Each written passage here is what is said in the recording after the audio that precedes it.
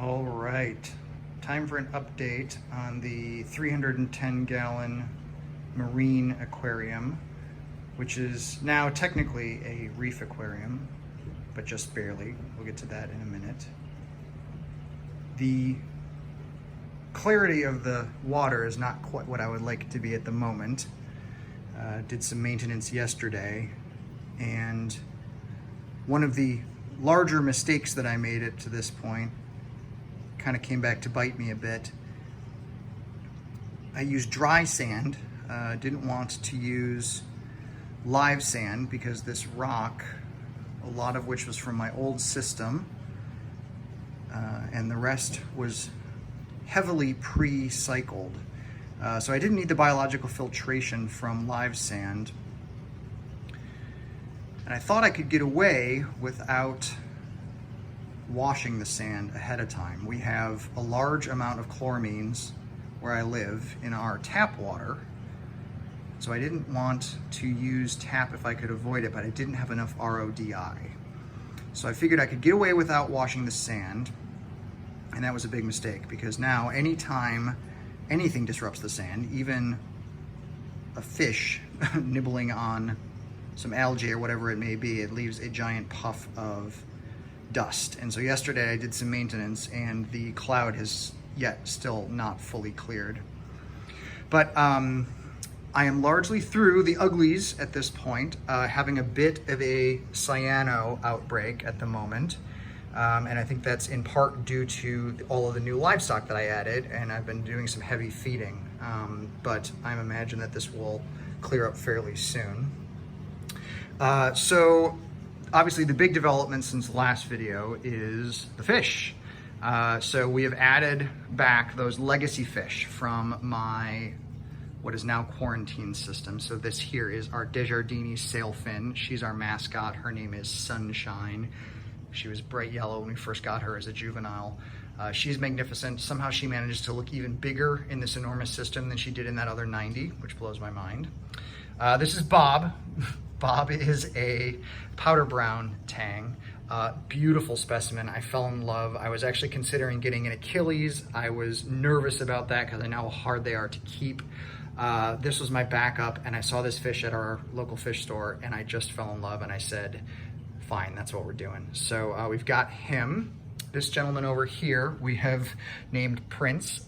He is our purple tang, which looks a little blue in this current light. Let me see if I can, he's magnificent. He was a trade-in. He is fat and healthy. He actually hasn't been eating a ton in this tank so far, but beautiful coloration, very healthy fish. Enter Finn, our flame fin to mini tang. So those are our tangs, 4. I don't plan on getting any more than that. This gentleman in front is Ghost, a half black angel. I'm in love with angels. I wish I could keep them in a reef, but I'm largely sticking with the dwarf angels, which hopefully will give me less trouble. Over here we have a coral beauty. This we have named Sunset. These were mostly named by my daughter, who is very apt at naming fish. We have our 2 blue reef chromis, which I think are much more beautiful than blue-green chromis personally. I think I went through 7 before I found 2 that survived. Very frustrating. These are the first fish that I got. Ended up spending a lot of money on them, which was a bummer. Hoping I'd get a big, nice shoal, and it didn't work out. So hopefully Antheus will fill that role for the tank later. All right, here we have Royal Grandma, beautiful little fish. I want to make, Ebly Angel, beautiful little guy. Normally not so shy, here we are. Named Tiger, due to the stripes. Beautiful fish, was always one of my favorites.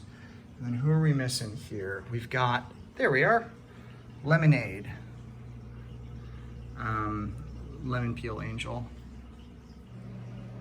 A snowflake moray eel. This gentleman's name is Shadow. He's been a little tentative since I moved him into this system. He was living in the quarantine. He's been kind of hanging out, kind of hidden in the rocks for the most part. He has come out to eat a few times, but he's not been as social as he was in the other tank. So I think he just needs a little time to adjust and acclimate. But he's looking healthy. This mouth display that you're seeing is just his respiration, so nothing we need to be worried about. I believe that is just about everybody. So very happy with the inhabitants so far. Everybody who's survived up to this point is doing very well. We have not seen any aggression even amongst all of these tangs. So livestock, very exciting.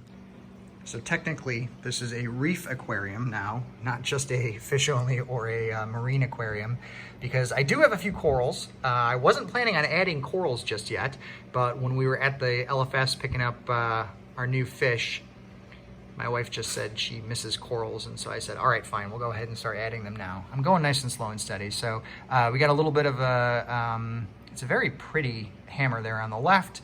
This is a really nice elegance. I don't know if it's coming up across well with my phone, but it's got these beautiful kind of blue-purple tips.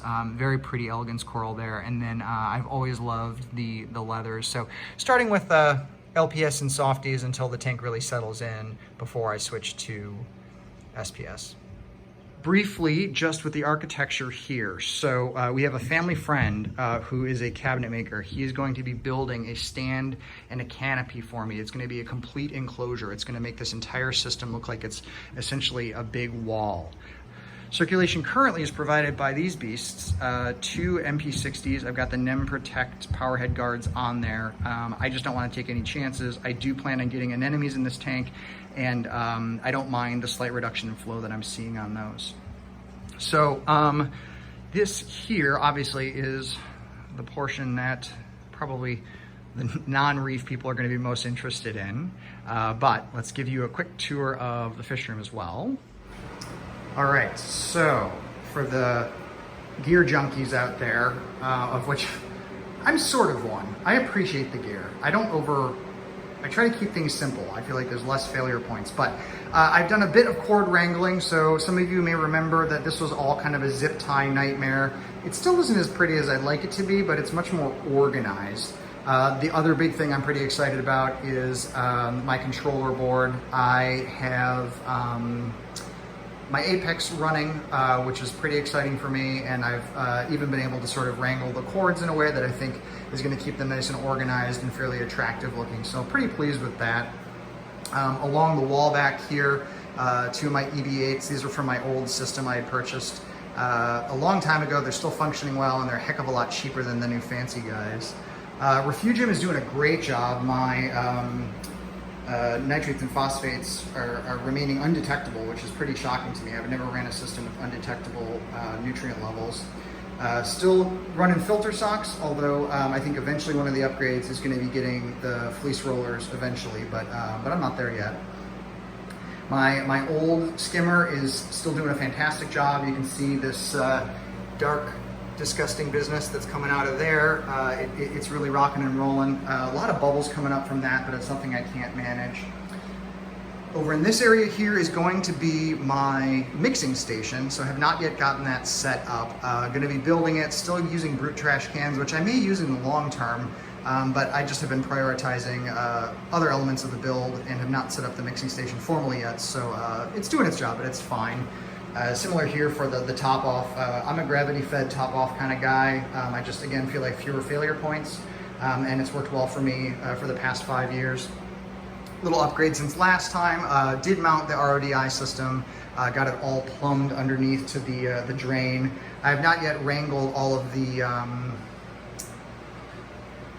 RO lines yet. Going to be getting that soon. I want that to be nice and attractive, so that's probably going to be part of the mixing station build. And then this portion over here is not going to stay the way that it is. I just have these old kind of mixing barrels. This is going to be my workstation. I'm actually pretty excited. Going to build sort of a bench area where I can do water tests, fragging. Going to put up some shelves. I'm pretty excited about that. It's going to be really fancy. So the old system, which is going to function as a quarantine system, empty at this point. Got nobody living in there. This system is going to get moved back against the wall. So one of my jobs that I'm planning for is I'm going to drain this. We're going to push it back against the wall. Going to get me a little bit more space in here. And then putting there's going to be a fridge in this corner here for food and additives and things. And then I have my dehumidifier, which is also plumbed through an RO line. that runs back to the drain on the utility sink. So I'm trying to not carry any buckets. Obviously, that's always the goal. Anyway, that is the update on the system. I'll continue to push out updates as things change. Hopefully the next update will be when I get the stand in the canopy over the course of the next couple months. All right, thanks.